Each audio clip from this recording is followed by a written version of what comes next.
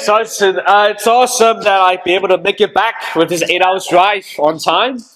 But yeah, I caught a bit of sickness because of few of us got sick in advance before coming to the party. But like during this retreat, but it just tells you like how bonded we are. We didn't even mind each other getting sick or what. Later on, getting sick. Oh, okay, whatever, man. But we had fun there. Lots of great insights about first we had the marriage retreat with the Venezuelans and the doorbells there. Absolutely learned a lot from how to being a better husband and aka how to be a better leader. And later on we just have the church leaders retreat, and that one is seriousness. It's either that or just complete foolishness. We're just playing board games all day, all night, and then just going out there shopping and stuff like that. But it was great, and I'm glad that I actually went there because as I went there, I get to talk to lots of people and leaders who are in leading a church with way more experience than I've had, and just be able to learn a lot to give back to you. So tonight we're going to continue on our evangelism series playbook.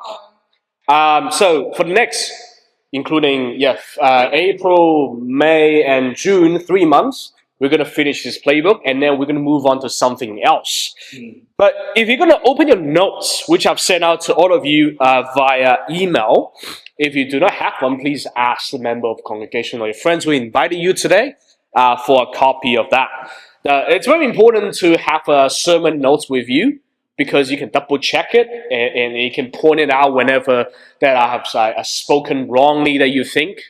You can also, it's more for your own salvation's sake, all right? So remember, an evangelistic lifestyle, right? We're going to have a lifestyle to be evangelistic, to be outward focused. Why is this so important? Why do I have to preach 3 months just on this? Because it is the preservative of your faith in Christ. And it is also the command of Jesus which gives us purpose to your Christian conversion. Learning and being challenged to share our faith in different ways. So far, we have already preached in different, multiple ways already, but today we're going to talk about door knocking. To learn about different ways to share our faith, because some of them will tell you about what you're good at, and you can help others with it. And some of the ways will expose some of your heart issues which you need to deal with radically. Either way, it's awesome. All right? So, just some questions we need to ask ourselves tonight. So where is your heart and skill at door knocking? Especially in this area of loving the lost. Probably you will know how to door knock someone's door. Well, I mean, as a kid, I was being door knocked on by the milkman, right? And they want to because they saw a purpose behind it. They inspire. They see the reward behind it. They want to go do it. And a second, they know how to door knock, but they have lost why they should do it. Right? Third, they know their why, but they do not know how to door knock, which is a skill issue. Four, they do not know how to door knock and do not know their why. So hopefully that you are not the last one. All right? So heart and skills, why they come together, right? If you got the skill but without the hearts, you have done everything in vain. Right, with the wrong heart, you would abuse your skill in the area that's just going to benefit yourself, but that is just Satan's deceit. But you've got a heart, but without a skill, which is an easy issue to deal with, because you got a heart, you're ready to be trained. So we're going to look at what the commandments or the scriptures in the Bible says about door knocking. Matthew 10:11. Whatever town or village you enter, search there for some worthy person and stay at their house until you leave. Luke 10:5-6. When you enter a house, first say, peace to this house. If someone who promotes peace is there, your peace will rest on them. If not, it will return to you. Acts 5:42. Day after day, in the temple courts and from house to house, they never stopped teaching and proclaiming the good news and that Jesus is the Messiah. Acts 9:11. The Lord told him, go to the house of Judas on Straight Street and ask for a man from Tarsus named Saul, for he is praying. Acts 16:32. Then they spoke to the word of the Lord to him and to all the others in his house. Acts 20:20, you know that I have not hesitated to preach anything that would be helpful to you, but have taught you publicly from house to house. And not just in the New Testament, we also got lots of events that has happened with such acts of loving your neighbor, like door knocking, approaching the person next to you. They have long practice in the Old Testament too. For example, Joseph in Potiphar's house in Genesis 39, the Shunammite woman and Elijah, 2 Kings 4, and many, many as listed in the notes. So, as understanding the why is the most important thing behind any action, let's dig into it first. Matthew 22, verse 37 to 40. Jesus replied, love the Lord your God with all your heart, with all your soul, with all your mind. This is the first and the greatest commandment. And the second is like it. Love your neighbor as yourself. All the law and the prophets hang on these two commandments. Right? Love your neighbor is the second greatest commandment that you should hold on to. So to love your neighbor, above, you're just gonna pray for your neighbors, or stop people because pray for them on the streets, or you're gonna financially support your neighbors. Probably when you know they cannot afford the bills, you can help them to, I don't know, find an extra job, or like whether helping them out financially, or even just inviting them to come to church. The heart of door knocking is about loving the person next to you. It's not necessarily just the person who lives right next door to you. Right? So the heart is about the person next to you. I think what emboldens disciples and also the people you study the Bible with, the friends you study the Bible with as well, it is when you sit in the cafe, flipping through the Bible, going through mentoring time, however, whatever you're doing that's biblical, you can immediately ask the person sitting right next to your table if they're interested in the Bible, or just asking how they are, or talk to the person. And that's what I've been doing. I would do it, especially in Hong Kong, because it's such a rare thing to do. People just mind their own business. They won't talk to the table right next to them. Even though Hong Kong has a culture of like sharing a table, because it's such a fast-paced society and it's very small. So everything, when you walk in noodle shop especially, you share a table with people. But it's pretty sad that people don't talk to each other, even they share a same table in such a confined space. But whenever you do that, you can immediately see, especially if you're with a Christian, their eyes immediately like goes, wow, like I never thought of I could do that. And you can see immediately they do the same thing after you. So how many of us really know about our neighbors, let alone just to love them? I think this really challenges me. What's coming up next? It's like, can you really write out the names of the people in the 10 houses or apartments living around you? I can't. And I need to repent on that. And that's why, as we're going to preach through this different types of evangelism, these evangelism series playbook, we're going to practice this on a Saturday, which we're going to begin doing so in the next Saturday, because I know most of you will be gone this weekend. So we're going to start with that. As I'm going to repent in my own faith, I want to be with you guys as well. And how often do you have your neighbors around to your house? Or how often do you go to their house? Right? And I just know that as right now I'm living with Sean and Tegan as for now, our neighbor, we have multiple cars parking around, and it's I don't know if I should feel a bit bad about this, or I've been talking to my neighbor and say, hey, can you please move your car? But not really loving them. So that's also for us to reflect on. It's like, do we approach our neighbor simply to get what you want from them? Or are you actually giving to your neighbor? So loving your neighbor forces you to love those you would not necessarily love or find it easy to love. Because remember, in the gospel, Jesus always challenges us to love those ones who are hard to love. The Judas, right? I don't think your neighbor is bad as Judas, but sinners are sinners.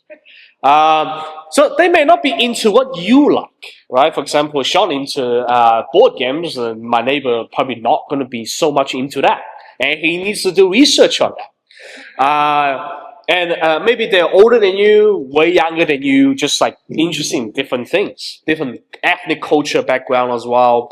And that's why something that I've been contemplating on. And also I really appreciate our worship leader, Joe Willis. And on our last day, our retreat, he showed us the documentary on Melbourne Storm about how that team was being built up by that coach. And one of the things that he did with the team is like he established a culture where everybody really knows everybody, which is everybody gets to share about their ethnic backgrounds of who they are, where they come from, what do they like. And I'll be thinking how we can make that happen. And that's something that we need to do amongst ourselves too. It's like, how well do we really know about the Christians sitting right next to us? And loving a neighbor causes us to change ourselves in the very first place. Because it is very fundamental in dealing with our root selfishness and self-focused lives. Because it's really obvious to show how selfish we are. We just walk out the door every single day, focus on how much we're going to earn or how busy our life is without saying hi to our neighbor. Or we don't even know their names. And it's all about building long-term relationship. Many people think, to love my neighbor, it means just to give them a muffin or a cake or a biscuit one time. That's it. They will remember me and probably they will ask me for help more. But when you think about it, right, as a kid, for kids to feel connected with their parents, they would rather to have parents that will go home every single day to spend probably just 1 or 2 hours with them, compared to just being neglected for the whole entire month. Even the parents will try to come home to spend 12 hours a day to spend with that kid. I don't think that kid will still feel as connected as this everyday connection. It's about the consistency of your presence that really cause you to move on from your selfishness. It also means that we will have more people interrupting our schedules, and we will have to make time for it. And that is a good thing, because in life, later on in the stage, some of us sitting here as students, some of us sitting here as married, or somebody single working professionals, you will already kind of like feeling life is just getting busier and busier and busier. It became like a response from people is like, hey, do you want to do this together? Let's say this weekend. The weekend is supposed to be an off day, but people just say, oh, no, I'm busy. So it really, from knocking the door on our neighbors, it is the most convenient, probably the fastest way for you to get used to, for people to interrupting your timetable or being in your moment. And we can look at Jesus. Jesus has been a very great example of what does it mean to live in the moment. Mark 5:24-34. A large crowd followed and pressed around him. And a woman was there who had been subject to bleeding for 12 years. She had suffered a great deal under the care of many doctors and had spent all she had. Yet instead of getting better, she grew worse. When she heard about Jesus, she came up behind him in the crowd and touched his cloak, because she thought, if I just touch his clothes, I will be healed. Immediately, her bleeding stopped, and she felt in her body that she was free from her suffering. And once Jesus realized the power had gone out from him, he turned around in the crowd and asked, "Who touched my clothes?" You see the people crowding against you, his disciple answered, and yet you can ask, "Who touched me?" But Jesus kept looking around to see who had done it. Then the woman, knowing what had happened to her, came and fell at fell at his feet, and trembling with fear, told him the whole truth. He said to her, "Daughter, your faith has healed you. Go in peace and be free from your suffering."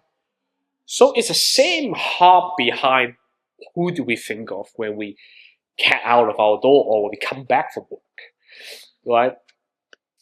Jesus, he's in a huge crowd of people. He's always with a crowd of people because people want to be healed by him or just want some wisdom from him.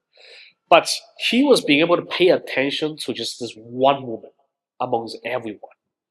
His focus is all about people, about who has who needed help, who has who has a genuine heart for him. He didn't just move on and say, "Oh, I'm just going to finish my task today. I'm going to heal this guy, heal that guy, preach a sermon here, and then I'm off, go home."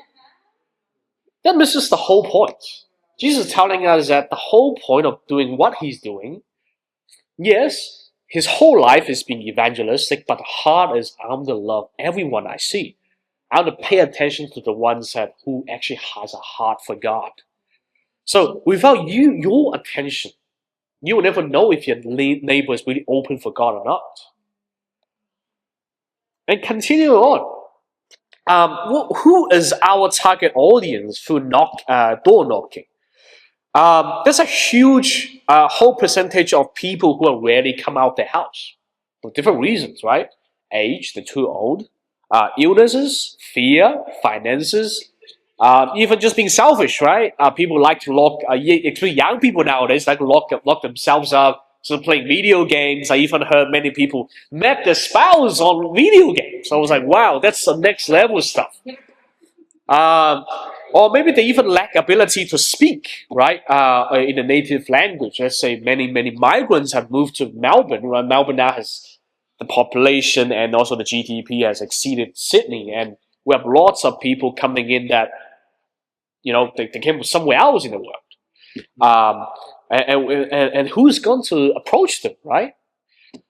With so much life being lived online, and shopping done online, and some choose to live isolated life as well. The only way people are going to be in touch with the reality is that Christian is going to bring the reality to them. Because there's no other beliefs or religions cause you to do that. Most churches fail to reach many demographics in society alike. Families with kids, older people in their 30s and 40s and onwards, the aged and the retired, or maybe you can see one church that's only with one demographic or the other, not people coming together. And all people you can easily meet through door knocking, right? And also when you door knock at different times as well, you get to meet different people who are going to be at home. So on Friday night, we have this thing called a Bible discussion, and normally we host on campus. But now we're facing some challenges, so we're kind of moving back to our houses now, which is 10 minutes walk from campus anyway. But the Bible discussion is held in a home or student accommodation, where it's basically have helped you to localize who you're going to door knock to, right? If you don't have friends coming along on that night, great. Just knock on a neighborhood's door. It's hey, tonight we have this awesome Bible discussion happening. We're gonna have some board games as well. I know that you love it. Last time you told me about it. How's your kids? We have this dessert made. I know your kids love them.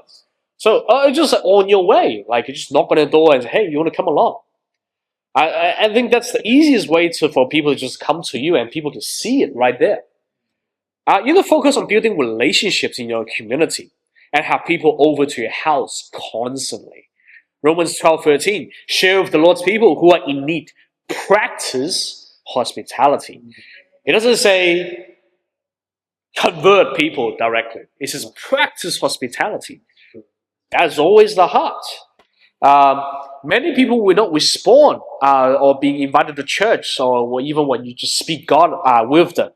But when they see God in your life or in your home, in your relationship with one another, this is what really can impact them. Because Jesus says, love one another as I've loved you. And this way, people are going to know that you're my disciples.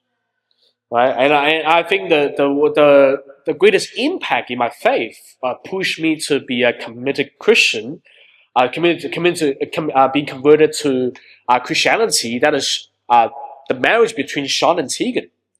Right? They invited, open up their house, and I've been able to be part of their life. And then I was being given hope in relationships. And then you see, wow, this is very different. So, but if you just going to approach a neighbor once, they're not going to see that. And new people moving into area are normally looking for friends and even a church.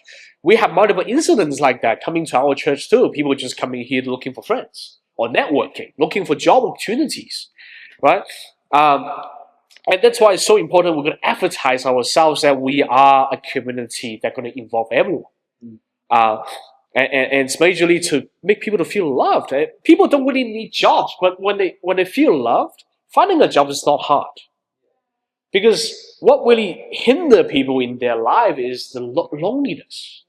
It is this feeling of being foreign in a place that makes them timid. They're not willing to open up themselves and present themselves well to the interviewers, right? But as Christians, when we love them and just telling them, hey, like you belong here, it just gives people a lot of confidence.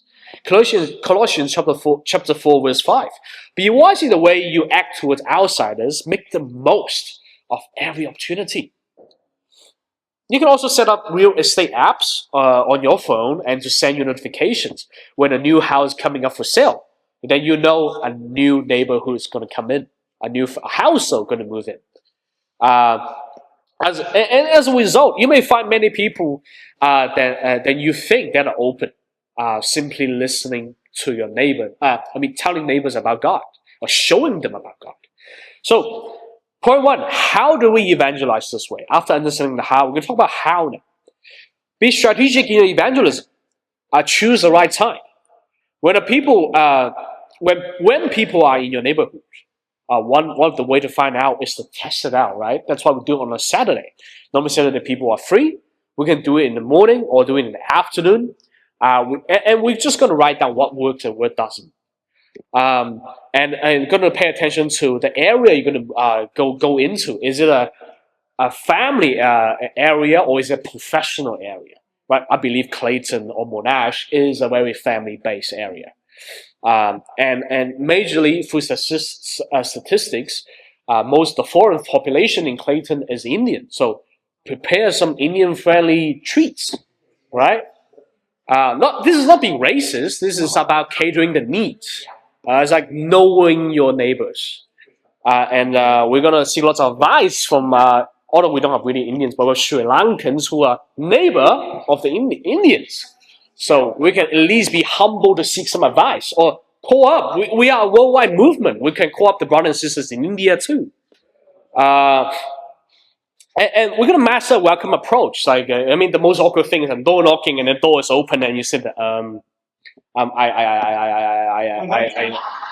just live on the street like back there. I bake these cookies and I love them. Like, I'm not sure you like them. Do you want to try? And I was like, you spend 5 minutes going around and your neighbor is like, okay, all right. So what are you on about? And so practice it. Master your punchline and make it funny, or you can make it not really funny, but make it friendly, right? Hospitable. And just gonna write down if you get some negative response, just mark it down. Okay, don't do this. I send in the group chat like, guys, please don't say this. I just got that guy just slammed the door at me. Please don't do it. Have a high quality flyer, right? I think what really worked out, even though I have to apologize for coming up such a late notice for having a single Easter service, but you guys did really well. You guys have 11 visitors coming around as well. So I want to lift up James' leadership together with Precious as well, along with all your singles. But it is a flyer that attracted people, right? Even for a person who didn't even think of studying the Bible anymore, but she saw that flyer online, she chose to come, right? And it also gives a lot of credibility, and people can it's just different. Even just same thing as why I encourage you all to bring a physical Bible, right? It's something just so different that you can touch and see it. It brings you a sense of seriousness and trustworthiness. Keep a record of who you have and have not spoken to, right? You don't want to approach the same guy or same household and then you forgot who they are and then say, hey, you wanna come to church 2 times in a row. Right? That's awkward. That also shows that you don't really have a heart for them. Remember the details of people. People love that you remember their names. So even then, when I was driving back from Canberra, I knew I was going to be late to return the rental car. But as I call up the rental car company, and then because I already remember the names of the managers, and that manager just picked it up and it's like, oh, hi, my name is Sam, and then like, who gave me a free upgrade in my car, by the way. And then I just picked it up. I even spoke in Cantonese because he speaks Cantonese, and I remember his name, and he was like, sure, just even drop by 6. He closed at 5 p.m. He's like, yeah, make me to wait for an hour. I will give it to you. I'll wait for that. So it changes the game. We remember people, and also you begin to relate to their culture too. And pray. Oh, that's the most important thing, right? You're doing all of this is not by your effort or your works. We're not justified by the works, but our faith. We're just the tools for God, right? Pray. John 15:4. Remain in me as I also remain in you. No branch can bear fruit by itself. It must remain in the vine. Neither can you bear fruit unless you remain in me. So without God or prayer, relationship with Jesus, you can do nothing. So pray before you go door knock. Remember, like I don't know about you, when I was being door knocked before, and also even in the car, someone knocking on my window, my first instinct was like, okay, it's either someone who wants to mess with me, or it's a police.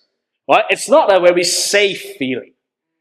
Especially nowadays, we watch like news. It's always about ram raids and people robbing houses, and it's sad that our society has become such a way. But pray that God may change their heart. Consistency, as we just talked about it, it's also about one day. Be patient. It may seem playing a long game, evangelizing in such a way, but again, practice of hospitality. Just like the top hotels never ask for anything returned. Even you want to borrow their bathroom without spending anything, renting a room, they let you come in and use it, because it gives you an impression that they're hospitable, because they're in the business of hospitality, right? And even if you just want a glass of water, they give it to you too. As Proverbs says, 14:23, all hard work brings a profits, and it also enriches your life. So you no longer do things for your self-interest. You no longer calculate your efforts. You simply focusing on, I just love these people, right? Point number 2, the success stories of the evangelism. So, yeah, examples, right? As for myself, my wife and I've shared this 2 times already. When we were in Auckland, we hosted this Love Your Neighbor Day. And it's exactly the day that we're going to invite our neighbors to the service. We just, my wife baked some cookies, and then we just door knock, I think 6 or 7 apartment or rooms. And then, 3 came out. 1 couple and 1 guy came into our service, and they were so encouraged. And one of the guys even won the raffle baskets, right? It's like, imagine now he feels like, wow, I'm living, my neighbor made me to win a raffle basket. It's like you would just be the special neighbor in his mind already, right? Whenever like you come some trouble, he will be the first one to show up. And my wife in Hong Kong as well. Again, Hong Kong is not very outward. It's not a very outward friendly city or place. But it is that although she did not meet this girl at the neighborhood or in the apartment, but she shared her faith to this girl somewhere else. But ended up they're walking home together after Bible study, and they found that we live in the same building. And I was like, why don't you just come to my home on Friday night, my house? And then that girl was so moved. It's like, whoa, like I've never seen this like in my whole life, because she's Chinese, and it's like nobody would invite me to their house. And then that night she came, and then she was so impacted by that. And until this day, like she just always wanted to talk to my wife still. And that's a relationship right there. Yeah. It doesn't matter like, if she become a Christian or not. Like it's the most important thing that she has felt the love of God. Eventually, one day, if she's ready, naturally she'll knock on the same house again, because we're always there. It's a ministry house, just different people in there. And she will go there again. And also there's a cafe owner underneath my apartment in Auckland. And I never really went in there until the day I think, yeah, exactly when I had to host this Love Your Neighbor Day. It really inspired me. It's like, wow, I never really went in there. It's just like right beneath my place. I went in there, and then I naturally, I didn't know that. Like, but when I talked to, starting to, we did like a Bible study together, we prayed together, and he was just like, wow, like I think it's totally God that made us to meet, because I've been looking for people to challenge my faith, to refresh me. And then he has been giving me sometimes free biscuits when I do my quiet time there. Um, and also even a tiny thing that you could do with just Facebook Marketplace, right? When you sell something online, which is like you just want some money back, but you could make use of that opportunity to just invite those people to church. Or it's like, hey, like I'm a Christian, I'm selling this for special missions to build up, more churches overseas, and they were happy to stay in contact with you. And I've done that with like 3 trades, and they left me their numbers, and we have met in cafes and done Bible studies too. And also with the securities, right? The security who has been guarding you, right? Who has been looking after the gate of your house, your neighborhood, or even your apartment compound, right? Don't forget about it. And I remember the securities in our place in Hong Kong. My wife will always greet them, and I will always leave them some food when I would purposely buy some more buns when I go buy breakfast or like food and stuff like that. I always buy some extra and leave it for them. And Chinese New Year's, I will also give them some red pockets, right? And that made them remember us. And we have like some rat issues and some these like nasty stuff happening in our apartment, or like even one time our toilet was just like flooded. Like it's pretty like gross, pretty gross. But they were the first one that would always attend us. Yeah, and because we got so many neighborhoods, like in that building, I probably it has at least 1,000, or maybe more than 1,000 people living in that building. But they will always come to us within 5 minutes. And other examples, right? Over here, Precious and Maddie, just early in the year, they went door knocking as well during the Christmas period, the New Year period, and they met this older couple who are in their 60s, and they managed to have dinner together. They just left an impression as like, wow, like we love to hang out with these people, these young women who just like share about their faith, and included one of our friends from Hong Kong, Livia, and actually she became the center of attention because she came from somewhere else. See, like with older people, they just need this refreshment in their life, right? They want to see someone who's different, and no one's been doing that for them until Precious and Maddie show up at their doorstep. Right? And the housewarmings, right, in Sydney, we have many married couples in Sydney, and they always will do these housewarming parties for people, and because it just create a whole atmosphere of people. Hey, I'm moving into this new place, but you are involved, right? And I think it's a very powerful tool to do so. And imagine they have kids too, and these people have kids, and then okay, how about like Saturday? Let's go to the playground together, right? There's lots of simultaneous thing you can generate from these inviting people to your house. And the Venezuelans, like John and Tegan, when they were in Sydney as well, in the Parramatta region, they also do this housewarming parties as well. And naturally, them and their neighbor, they always exchange these tradie tools, like to fix stuff. Whenever there's like you need something, you grab it from them, and they need something, and they always approach them to do it. And they became just great friends. And sometimes they have some extra dessert, they would just like give it to each other. And then in Auckland, I think they led a really great example of just simply wanting to know their neighbors. Right, every single year they do this. They bake brownies and give it to the neighbors, and naturally they build relationships from that. And the couple, Jenna and Scotty, when they were leading in Auckland as well, they even managed to study with a guy on the street, and then that guy actually lived in the same apartment compound as well. And then he just asked, "Hey, can I study?" And then he lived with a roommate. "Hey, can I study the Bible with your roommate?" And there, like, he just managed to study the Bible with his roommate too. And from that, he just be able to like contact the neighbors too, and then the neighbor coming to their house. I remember there was a guy who would always go to knock on their door and ask for counseling. And so for these kind of like extra questions, like, hey, can I even meet your neighbor?